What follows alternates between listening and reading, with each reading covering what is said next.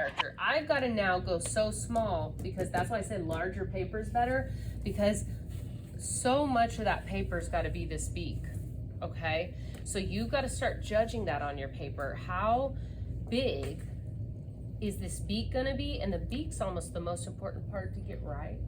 So what I like to do is just, and I don't do it with like rulers and all that, but if you get a general idea of your bird being that big and you go like an X to the middle, you can start seeing where it needs to quadrant it, exactly.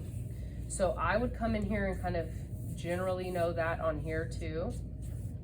And then I would know that my beak takes up one full square and almost a half of the other. And then that's gonna help guide me through the rest. Yeah. And then when I have this here, and I know this wing starts being down, and that body and neck ends right there, I know that I can have enough room, because if you run out of feathers and you run out of branch, then your bird completely chops off and it'll look funky inside. So you want to have space for all of it. That's what I basically meant by everything I just said. That's good. Thank you.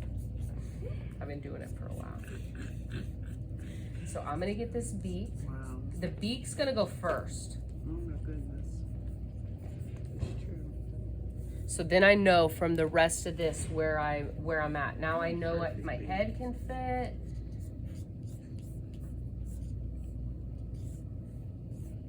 Okay, and then, so I'm looking at this as shape 1.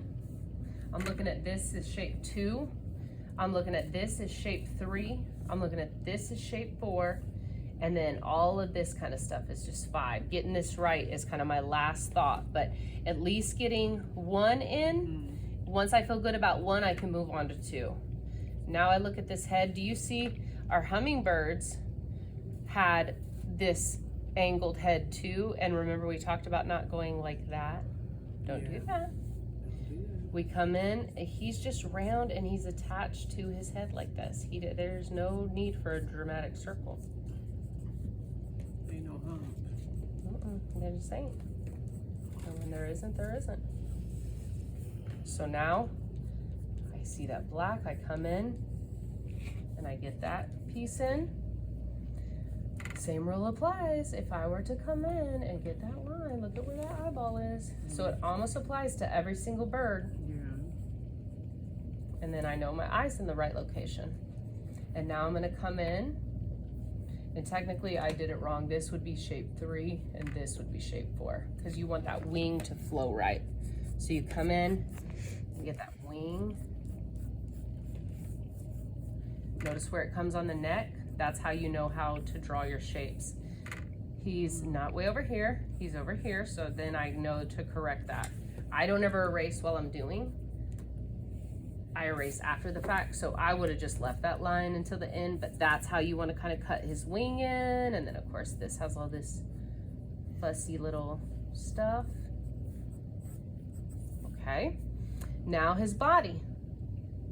It does have a bit of a push out right here for his shape, but it doesn't have a circle, and it doesn't go out past his neck. I watch people go here and do this. He ain't doing that. He's going down and then he's curving. Okay. He's got his little fuzzies.